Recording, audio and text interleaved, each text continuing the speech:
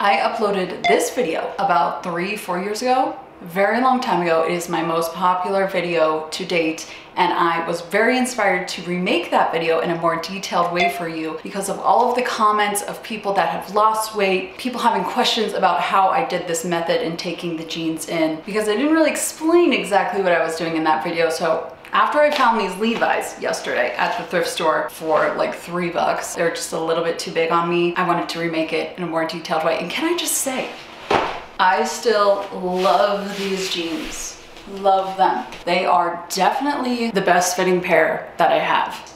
That is saying something. So here's a before of these jeans. As you can see, they're just a little baggy, not too flattering on me. So if you didn't see my original video, we're not taking it from the side seams or the back seam. We're making new seams down the middle of each pant leg. Now, I actually like that these jeans are a little bit different than what I started with on the black jeans that I originally did, just so I can show you like a slightly different way of how to do this, because the black jeans that I originally did were like 4 or 5 sizes too big for me. I had a lot of room to play with, and you guys might not have that much room. So with these jeans, they're only like 3 or 4 inches too big for me. So being able to identify where you're going to take in the jeans may not be both front and back. You'll see what I mean in a second. Figure out how big they are on you, and then it'll be easier to move to this next step. So first things first, you're gonna wanna seam rip those front belt loops off and then just set them aside for later, because you'll want to stitch them on after you're done making your new seams. So next thing, turn your pants inside out and then put them on inside out. And this is how you're gonna get a good idea of how these pants should fit, where the seams should be, and how much you're gonna wanna take in on them. So how I'm doing that is literally just pinching in at these 2 points here in the front of my pants, and I'm just taking my measuring tape and roughly measuring how much that is. It ended up being about 1 inch to 1.25 inches, so that way I can know when I'm getting ready to sew under my machine how much to stitch. And you can also use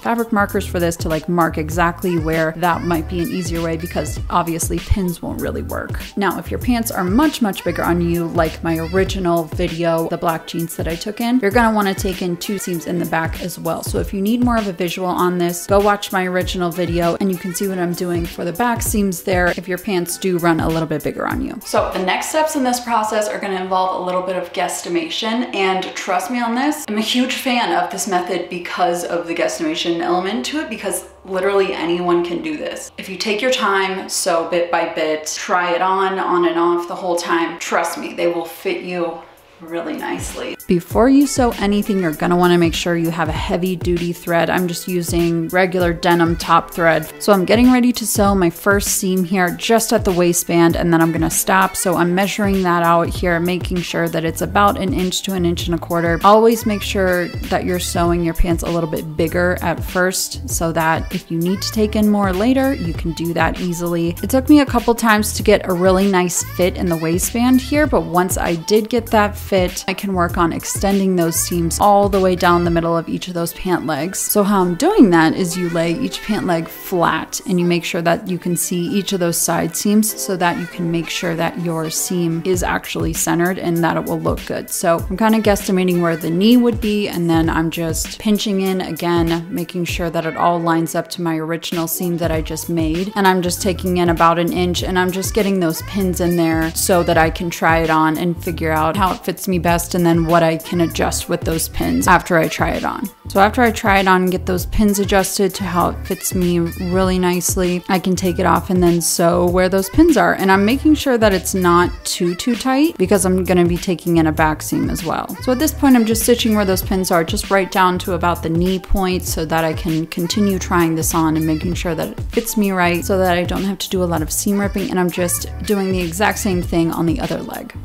So after lots of trial and error, trust the process, the front and the waist is fitting me really well, so I'm going to move on to the back. So I obviously don't have to take in any more from the waistband, but we want that same look on the back of the seams going all the way down each leg. So here's what I'm gonna do. So I'm just seam ripping the bottom half of each of the back pockets so that I can get in there and kind of create a dart. So once I have those seam ripped, I can put my pants on inside out again, use the same exact method of the pinching and pinning. It is kind of hard to pin on yourself like this, but I would definitely recommend it. So just pinning where it fits me very nicely, and then taking that and just sewing a seam right under my sewing machine and kind of creating a dart inside that pocket. So just like the front, I only stitched a few inches off of this back pocket here, as you can see, and tried them on just to make sure that this fit was right before I moved on. I needed to take in just a little bit more, and then I was able to kind of do the same exact things as the front, line up those side seams, fold it in half, make sure that new seam that I'm sewing is like exactly dead center. And then I just sewed the pockets back on, again with my denim top stitch thread. And then with those two front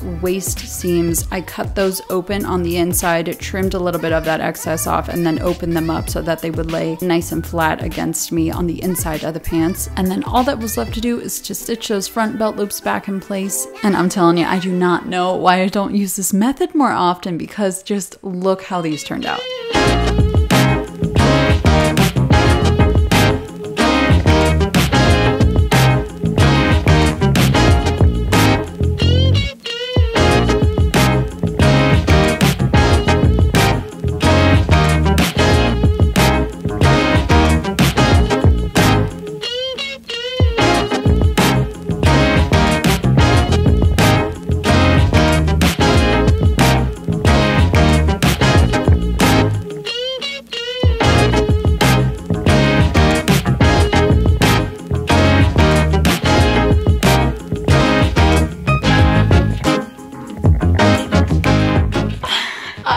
I really don't know why I'm so shocked. I've done this before. I'm just really excited about this. Before you go, I just want to say I get so many questions about people having the issue of, you know, the like bunching that happens right here when you have high-waisted jeans and they don't fit you very well, and there might be some excess fabric and it just like looks weird. This method fixes that completely. As you could tell from the before of these jeans, I did have a bit of that going on. So I'm really excited that I found something that actually works, because I know that that's a really tough issue to solve. I've also gotten the question on my black jeans, do the seams bother me like on the inside of the pants? No, they don't bother me at all. If you have a lot of excess, I suggest just cutting that fabric off or serging it off. I serge the extra fabric in my black jeans on the inside and they don't bother me at all. So I hope that you enjoyed this short little how-to. I hope that it might have helped you if you actually wanted to try this method out. Leave me any suggestions that you might want to see for